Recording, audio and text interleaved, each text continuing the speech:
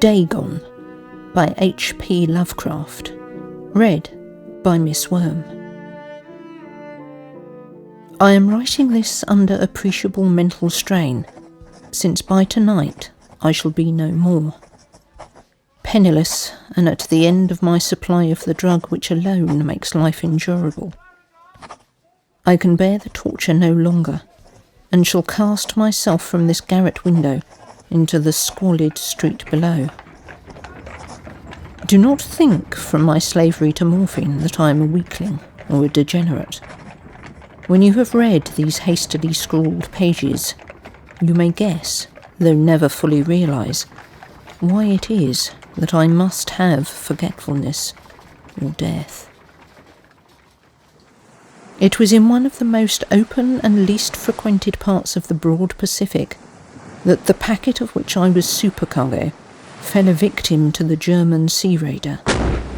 The Great War was then at its very beginning, and the ocean forces of the Hun had not completely sunk to their later degradation, so that our vessel was made a legitimate prize, whilst we of her crew were treated with all the fairness and consideration due us as naval prisoners.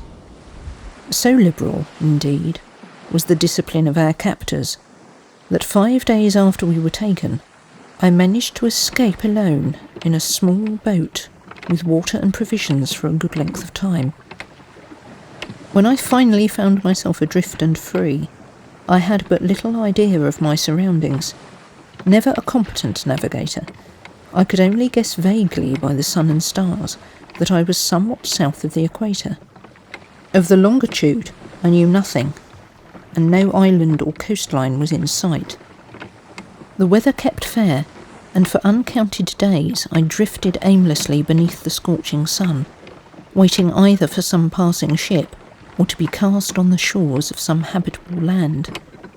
But neither ship nor land appeared, and I began to despair in my solitude upon the heaving vastness of unbroken blue. The change happened whilst I slept. Its details I shall never know, for my slumber, though troubled and dream-infested, was continuous.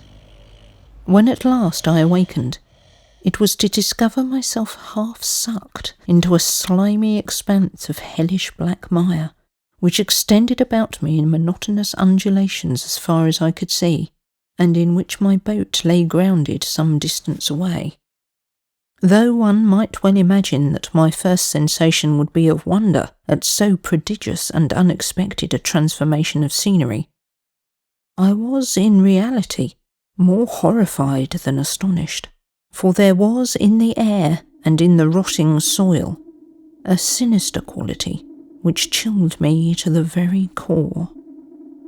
The region was putrid with the carcasses of decaying fish and of other less describable things, which I saw protruding from the nasty mud of the unending plain. Perhaps I should not hope to convey in mere words the unutterable hideousness that can dwell in absolute silence and barren immensity. There was nothing within hearing, and nothing in sight save a vast reach of black slime. Yet the very completeness of the stillness and the homogeneity of the landscape oppressed me with a nauseating fear. The sun was blazing down from a sky which seemed to me almost black in its cloudless cruelty, as though reflecting the inky marsh beneath my feet. As I crawled into the stranded boat, I realised that only one theory could explain my position.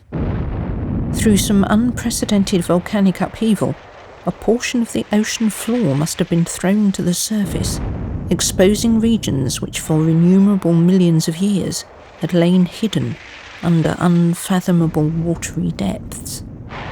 So great was the extent of the new land which had risen beneath me, that I could not detect the faintest noise of the surging ocean, strain my ears as I might, nor were there any sea-fowl to prey upon the dead things.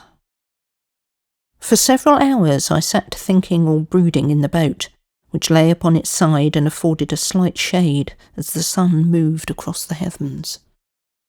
As the day progressed, The ground lost some of its stickiness and seemed likely to dry sufficiently for travelling purposes in a short time. That night I slept but little, and the next day I made for myself a pack containing food and water, preparatory to an overland journey in search of the vanished sea and possible rescue. On the third morning, I found the soil dry enough to walk upon with ease.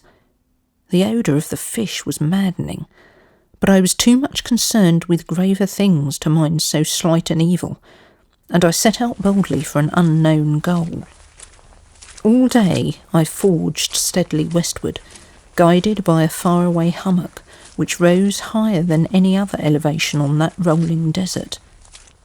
That night I encamped, and on the following day still travelled toward the hummock, though that object seemed scarcely nearer than when I had first espied it.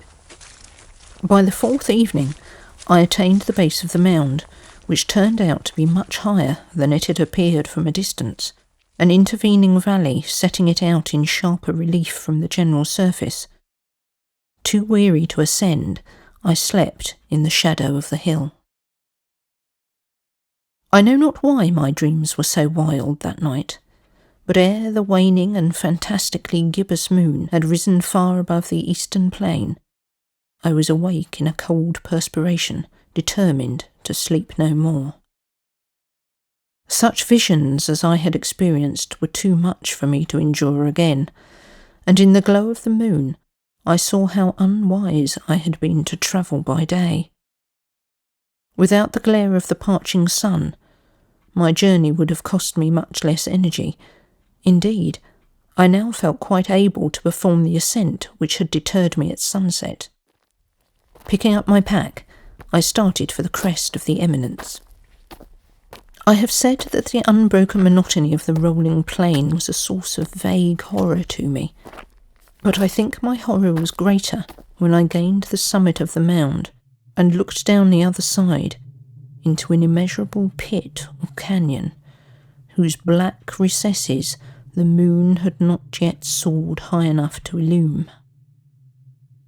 I felt myself on the edge of the world, peering over the rim into a fathomless chaos of eternal night. Through my terror ran curious reminiscences of Paradise Lost, and Satan's hideous climb through the unfashioned realms of darkness. As the moon climbed higher in the sky, I began to see that the slopes of the valley were not quite so perpendicular as I had imagined. Ledges and outcroppings of rock afforded fairly easy footholds for a descent, whilst after a drop of a few 100 feet, the declivity became very gradual. Urged on by an impulse which I cannot definitely analyse, I scrambled with difficulty down the rocks and stood on the gentler slope beneath, gazing into the Stygian deeps where no light had yet penetrated. All at once my attention was captured by a vast and singular object on the opposite slope, which rose steeply about 100 yards ahead of me, an object that gleamed whitely in the newly bestowed rays of the ascending moon.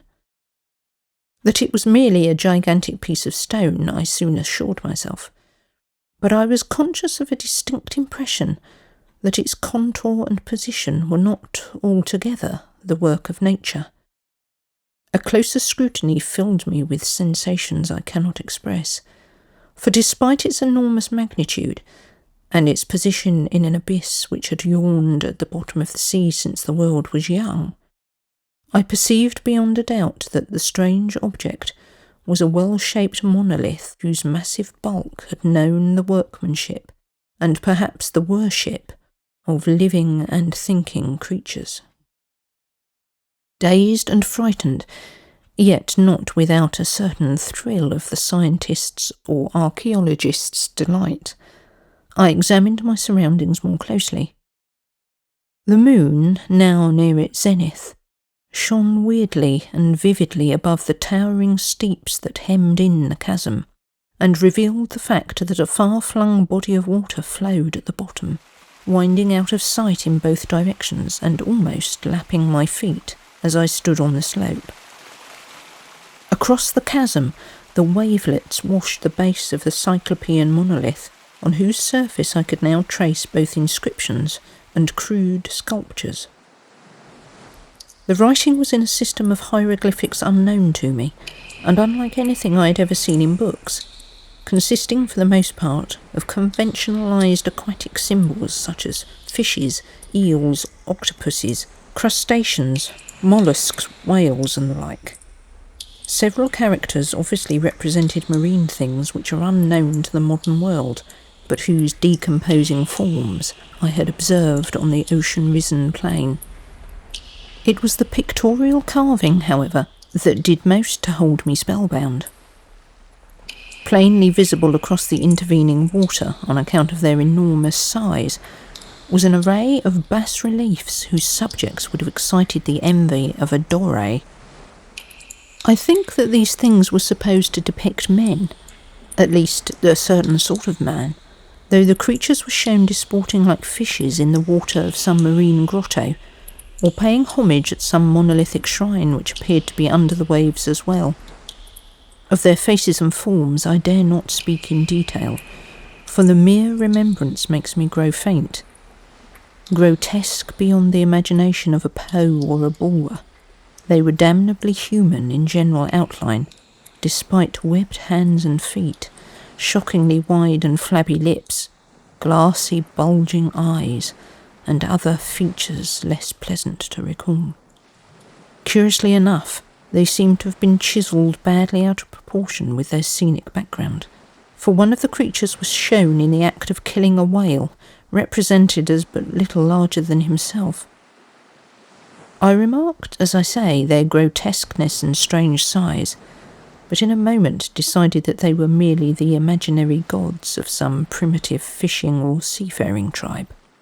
Some tribe whose last descendant had perished eras before the first ancestor of the Piltdown or Neanderthal man was born. Awestruck at this unexpected glimpse into a past beyond the conception of the most daring anthropologist, I stood musing whilst the moon cast queer reflections on the silent channel before me.